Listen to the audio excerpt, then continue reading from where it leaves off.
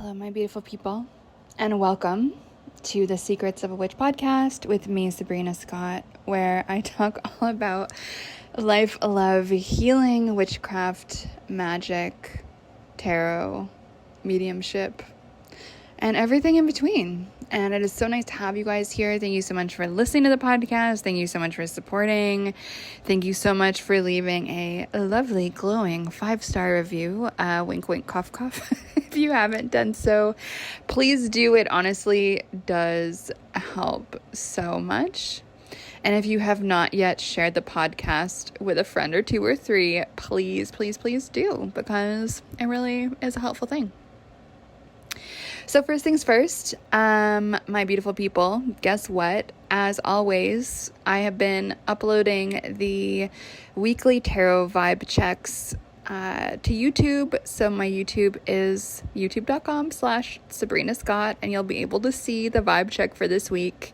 Pretty good vibes, actually. So if you have not yet subscribed to my YouTube and you don't yet check in for the weekly, this is how it's going to be this week, and here's what you might want to know to make the best of this week, you're going to want to go do that, because it's always good vibes. Always good vibes.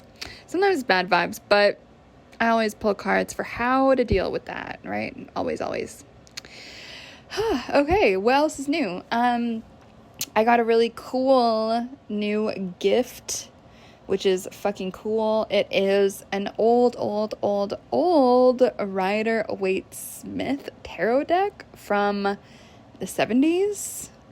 If not, I don't know. I was going to say if not sooner, but probably it's literally the original printing from 1971 of that particular coloration. You guys know which one I'm talking about. Obviously, it's like not the circa 1900 whatever tarot deck, which is the first printing. But either way, it's pretty fucking cool because they're really hard to find. So I was so happy to receive this as a gift from a lovely human being.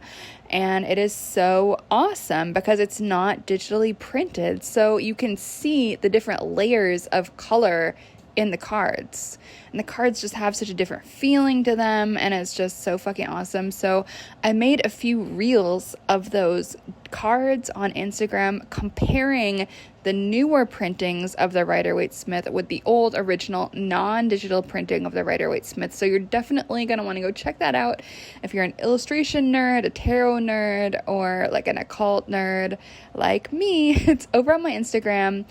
And my username on Instagram, as you guys probably know, is Sabrina M. Scott. So go check out those reels and share with a friend. I give some tips on how to tell if it's digitally printed or not, and stuff to look for as you're maybe discovering awesome treasures in your local garage sale. Who knows? So anyway, Magic May is going amazing. The price just raised for recession era witchcraft, so you still will be able to buy that, but the price is now my usual full price for a workshop. So if you want to go check that out, it is sabrinamscott.com/recession. Okay, so let's just launch into today's topic. I'm just going to keep it super short, super simple today, just because that's kind of the vibe right now. So my theme for today, what is magic, right? Like every intro to every episode, I'm always saying that we talk about magic, the Secrets of a Witch podcast, but some of you guys might be like, yeah, magic, like what the fuck is that? And some of you guys might know what it is, but not actually really be able to describe it. If someone told you to, tell them what the fuck it was to you, you might not know. So I want to just take a pause, take a breath, and break it down, like what is magic according to me and in general. And if you're listening to this podcast, you probably already know this, but just needs to be said for posterity. No, I'm not talking about stage magic tricks or Harry Potter or anything like that. Just to be clear, I'm talking about real, authentic spiritual skills that can connect us with our own power and radically change our lives. So some classic spiritual thinkers have defined magic as the act of creating change in accordance with will. And to be honest with you, I do agree with that, even though it does sound kind of simple. And at the same time, some of you guys might think it sounds a little bit out there, but I want to break this down for you guys. Anyone who's maybe new to this world, or maybe you're listening because you're interested in other things that I do or talk about, and you're like, what the fuck, magic? So let's just break it down. Let's back up. So magic is all about co-creating a life in accordance with our intentions, right? So in order to create something, we first have to dream it, vision it, decide it's what we want, right? So we have to name what it is, visualize it, get super, super crystal clear on what that might be, and then align our actions with our goals. Pretty simple, right? Like we do that in all areas of life. Magic is no different. And so once we've done all that mundane stuff to help support our goals, like for instance, applying to jobs, if you're looking for a new one, going on dating apps, if you're someone who would like to be in a new relationship, once you've done all of that stuff, and while you're doing all of that stuff, that is where a little magic can come into the picture if you want it to. So the way I see it, magic is a spiritual collaborative process between you, your magical tools, whether that is candles, plants, pizza boxes, whatever, any spiritual beings you work with and or believe in, and the beautifully, powerfully chaotic energies of the universe. And so sometimes our mundane efforts alone don't do the trick, and we need an extra boost. So personally, I love this extra little zest, even if I'm spending all my time busting my ass to manifest a result. So why not ask the universe, right? Like, why not ask our spirits, our ancestors for a little help and guidance? Us humans are not all-knowing beings, and none of us are islands. We're always interconnected with the earth, plants, animals, wind, water, skyscrapers, garbage trucks, and everything in between. We're all networked together, each of us impacting the other. Magic works with this interconnectivity in mind, and it works because of that interconnectivity. So chances are, if you've ever prayed or wished for something really hard, you've got a little bit of experience with the serendipities and power of magic. My life has dramatically shifted since I've been practicing magic, and I'll talk a little bit about that later. Maybe in another episode. This stuff is super powerful, and it changes lives 100 million%. It's changed my life, and it continues to. And I think that's the same for many people I know who practice, right? So anyone of any religion, and yes, this includes atheists and Christians, people from any culture can practice magic effectively. It doesn't matter what you believe, right? Like, you don't have to be Wiccan. You don't have to care about the goddess. You can, but you don't have to, right? You don't have to believe in binary genders. You don't have to work with divinity. You don't have to work with ancestors either if you don't want to. You can see the whole thing as just tapping into the powers of your mind. It's all good, right? Powers of the universe, the powers of all that is. And you don't have to wear big black cloaks and pentagram earrings to practice magic seriously, right? These days, you can find me in like bright outfits and flip-flops and like sports jerseys and tank tops, and I almost never wear black anymore, to be honest with you. There is no subculture or like uniform or costume for witchcraft or magic. You're welcome to practice magic as yourself right now, just as you are, whether you're a soccer mom, whether you look like, I don't know, like a rapper from the hood, like, I don't know, it doesn't matter. Whatever you are, whoever you are, wherever you're from, however much money you have, whatever color your skin is, whatever your ethnic background is, magic can be absolutely 100% for you if you want it to be. It's all about what is your intention, what do you want? Is this practice something that appeals to you? And magic can look like a lot of different things. Magic can look like cooking or cleaning with intention. It can look like elaborate rituals with 13 candles and offerings and dancing under the full moon.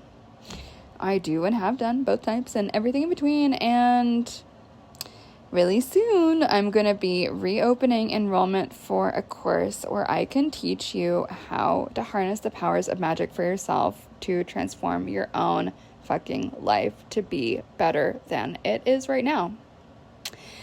And you might be listening to this thinking like, oh my God, whatever, Sabrina, I've been like thinking about magic for like a million years and I already know. But you might be thinking, which I think this is a lot more common, oh God, I've been thinking about this magic thing for like 5 years, 10 years, and I feel like I should know more about it than I do. I feel like I should be more confident and further along with how the fuck my magic works than I am right now.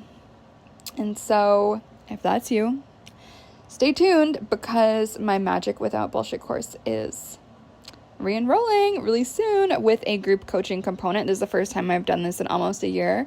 So I'm really, really fucking stoked for this. And if you're already a student in the course from cohorts past, you'll get an opportunity to join us for the group coaching for the new students if you just give me a little bit of extra money. Details about that to follow, but if you're impatient, just pop me an email, ceo@sabrinamscott.com. So before I get into that, and like I'm not actually going to talk about that in this episode, there's a lot of folks out there teaching about magic, and I just want to explain a little bit about how and why my approach is a little bit different than most folks out there. So, number one, I see magic as collaboration. I don't see magic as being about using objects or spirits to get what I want. I instead build relationships with spirits, divinities, saints, plants, candles, my local park, and more as I do my magic. In my world, there is no such thing as a witch alone, even if we're practicing in our bedroom by ourselves. We're surrounded by allies and collaborators and magic, little statues, big lighters, incense, and everything in between, right? It's everything. For me, our magic gets stronger and we feel more connected to all that is, the more we develop these deep relationships with the objects around us, the earth, the planet, the stars, the sky, the spirits, etc. So the next thing is, I'm not interested in making Sabrina clones. Could be kind of cool in theory, but I'll pass. So my magic teaching ultimately is about you. You. I don't just stick with what works for me and expect my students or want my students to copy all of my beliefs and practices. No way. Actually, part of what makes my Magic Without Bullshit course incredibly unique is that, first of all, there is no lesson on my personal beliefs. You guys won't even necessarily know what the fuck those are, even though you might if you've been around for a while. What I'm way more interested in is creating a framework for you to connect with yourself, your own history, your own culture or cultures, uncovering your own belief systems or lack thereof, right? We're all different. I am not interested in a cookie cutter approach, and I would much rather help you create a type of magical practice that is unique to you. Because when it's unique to you, you're actually going to fucking practice it, and it's not going to feel like a chore. You're going to love it, and it's just going to feel like a part of your life.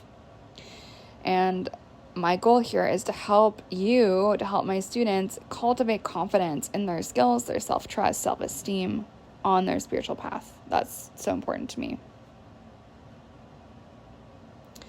So the other thing is I teach energetic mechanics, the why, behind magic actually working.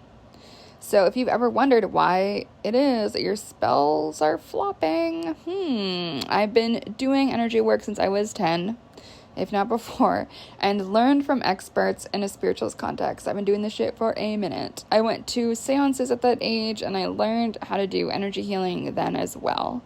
My teaching is informed with this long time, in-depth knowledge of how to feel energy, how to do what we want to do with our magic and our spiritual work.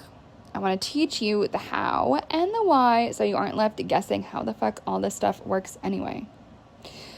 And the other thing that's interesting about me and my approach is I teach non-denominationally. So you can be a Christian, you can be a Buddhist, you can be both. You can be atheist, all good. I can still teach you how to do magic. And I absolutely love working with people from diverse belief systems, including people with Catholic ancestry they want to honor, while also practicing something kind of more animist and pagan at the same time, right? Like whatever the hell it is you believe, I got you, because this is my life's work and part of what I really love doing. So if any of that sounds interesting to you, stay tuned, because Magic Without Bullshit is fucking launching, and I am just beyond excited. If you are super eager to join up, you can send me an email, ceo@sabrinamscott.com, but the website will be relaunching soon. It'll be relaunching every which where. So stay the fuck tuned, and I'm just like really beyond excited to get back into the deep, dark depths of teaching people how to get in touch with their magic. And yes, that's right, that means getting in touch with your magic, right? Because when we claim our magic, we completely change our lives for the better. Okay, friends, that's been today's episode. Much love from me to you. Thank you so much for listening. If you got any questions about any of this, send me an email, ceo@sabrinamscott.com. If you want to creep around who I am and what I do, you can go look at sabrinamscott.com. If you want to say hi on Instagram, you can do so. Sabrina M. Scott is my Instagram. And of course, if you want to buy a cute hoodie or 2 or 3, you can do so at shop.sabrinamscott.com. Oh yeah, and then my YouTube, youtube.com/Sabrina Scott. It's the only one with no M. All right, friends, hope you learned something today, and I'll catch you guys on the flip side. Bye.